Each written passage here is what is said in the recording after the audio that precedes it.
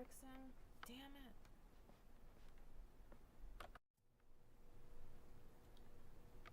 Erik Erikson was born in the town of Frankfurt in Germany in June 15, 1902.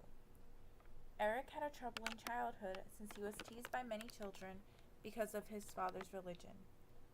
The common story was that his mother and father had separated before birth. But the closely guarded fact was that he was his mother's child from an extramarital union.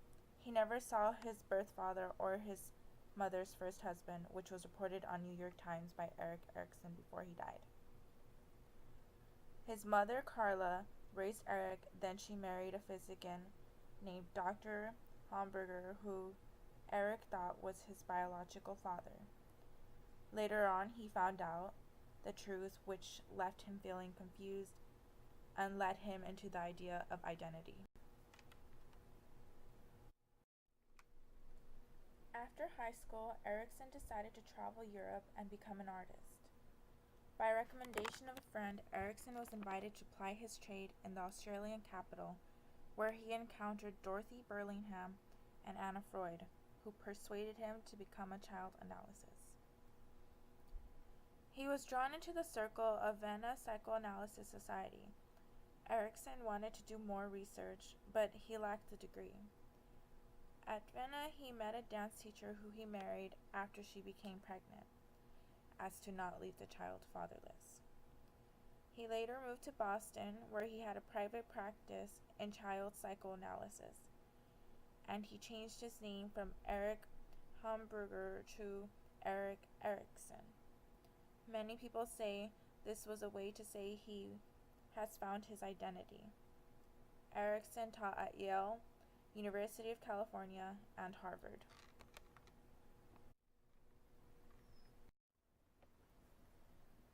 Erikson was a supporter of Freud's ideas. He accepted many of his ideas, but added his own ideas as well. Erikson believed everyone goes through a series of 8 stages. At a certain age, a person will be caught between 2 conflicts, a positive one and a negative one, in which they must overcome. Even if the conflict isn't resolved, the person will move on to the next stage. These stages include trust versus mistrust, autonomy versus shame and doubt, initiative versus guilt, industry versus inferiority, identity versus confusion, intimacy versus isolation, generativity versus self-absorption, and integrity versus despair. What stage are you in? Click on the link below to find out. Stage 1. Trust versus mistrust. Trust versus mistrust occurs in the first year of infancy. Parents must show the child trust by satisfying the child's needs. The child relies on the parent to be there, be fed, and be cared for. When a parent neglects a child, this creates mistrust. In life, there will be both trust and mistrust, so they both must be learned. But having trust gives people strength and hope to live on. The second stage occurs at 2 to 3 years of age. This is the stage that the child has begun to develop movement. This creates a sense of independence for the child, a sense of willpower. The child has just gotten the taste of freedom, but in many ways, they cannot be completely independent.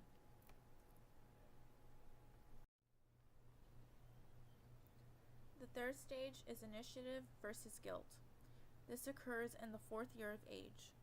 During this time, children become aware of the differences in gender. Children have a sense of conscience at this stage. The female plays her motherly role, and the male develops sexual feelings. Children strive for what they desire, and in the end get a sense of purpose.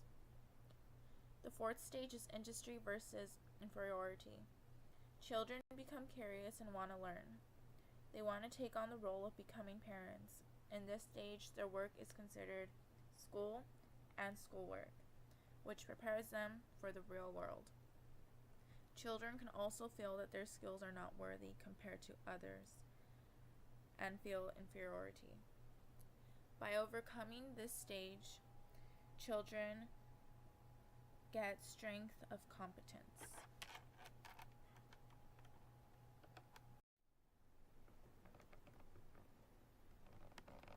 The fifth stage is identity versus role confusion.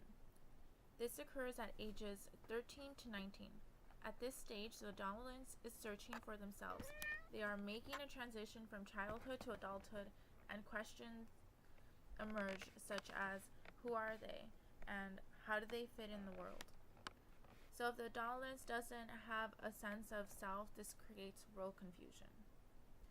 Those who explore and find themselves get the strength of fidelity. The sixth stage is intimacy versus isolation. This occurs at ages 20 to 25. At this stage, the person has their identity and is in search for a more intimate relationship, someone to complete them, and someone to form a relationship with. If one cannot form a relationship, they are stuck in isolation. Overcoming this stage leads to love.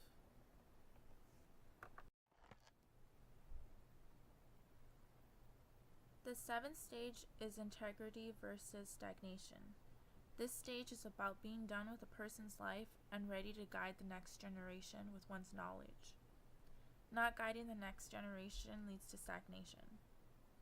Overcoming this stage gives the strength of caring and maturity.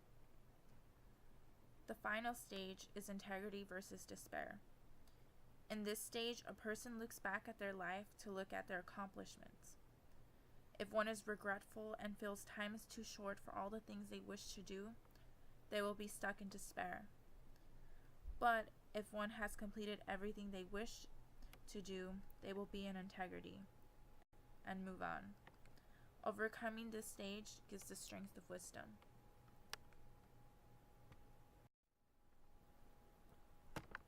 Erikson had certain views on topics. For example, on women, he used masculine words, even though he was referring to women. He also referred to them as nurturing, but he didn't refer to them in a sexual way like Freud did. Later on, he ended up changing his view. His view on religion is that pretty much culture and society can help a person develop and change and find their own identity. With personality, he believed that people grow and change as they move on through the next stages and as they experience new stuff.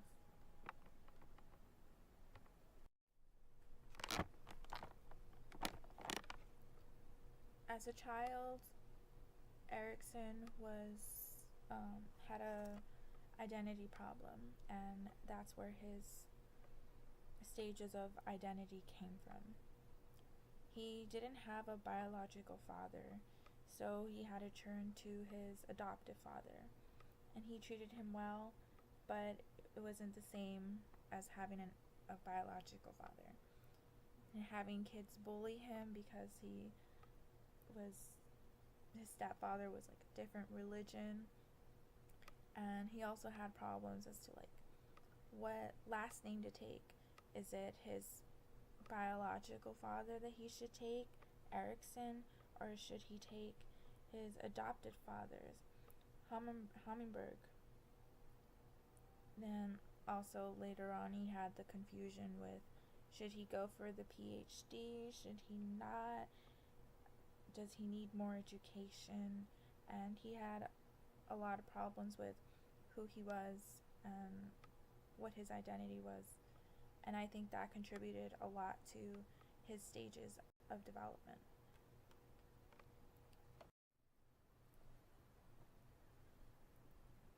Erikson would say that I am in the identity versus role confusion stage. I also agree with this. I think I am also in this stage. I am in search for myself, and I am between the ages of 13 to 19. But what I would say is that it shouldn't extend to age 19, it should extend further. I am in school to find myself, to find out what I want to do for myself in the future, to see how I can support myself, and to find out how I fit in in the world. And that's gonna take longer than age 19.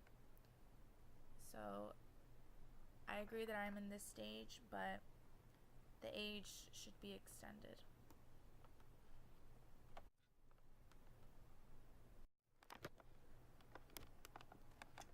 I would say that Erikson would see my aunt in the generativity versus stagnation stage. She found her identity in being a mother. She is a housewife and she has raised all her children and she gave them all her knowledge. She sent them to college. They have all graduated and she's settled and married. So I think she's pretty much done with her life and just waiting for the next generation, which is her children. Erikson idolized Freud. At first, he considered himself a neo-Freudian, and he cited Freud at every possible opportunity he had. Then, after a while, he realized that he wasn't providing new knowledge for Freud. He's just coming up with new ideas, and those ideas were his own. He came to the conclusion he may not be a neo-Freudian.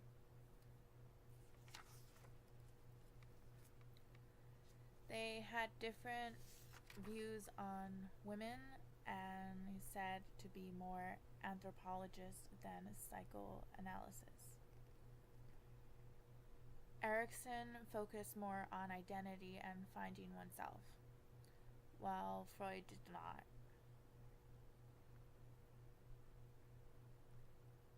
Erikson mentioned oral, anal, and phenolic factors and the latency period, but he didn't like the idea of the sexual motivation.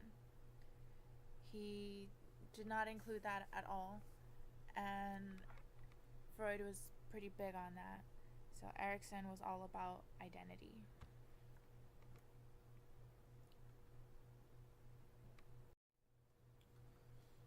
Erikson versus Skinner. Skinner's idea was on operant conditioning, and he believed that through environment we will learn and develop. He believed in positive and negative reinforcement. Positive reinforcement is adding something so that it makes it more likely that a behavior will happen, while negative reinforcement is taking away something so that it is likely that a behavior will happen. In the end, it's like a reward. Erikson focused on conflict. Erikson believed we had to pass 8 conflicts throughout our lifetime, and passing each conflict will give you a reward or satisfaction. So I guess in that sense, they are similar, because as you develop, you get some sort of reward. In Erikson, it was love, wisdom, fidelity.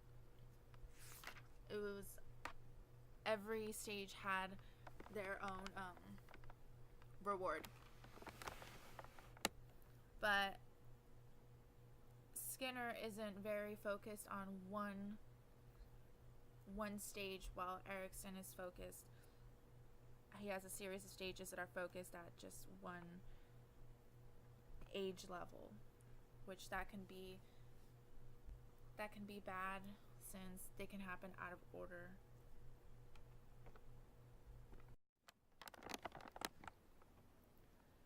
Erikson's major contributions were on the 8 stages of development.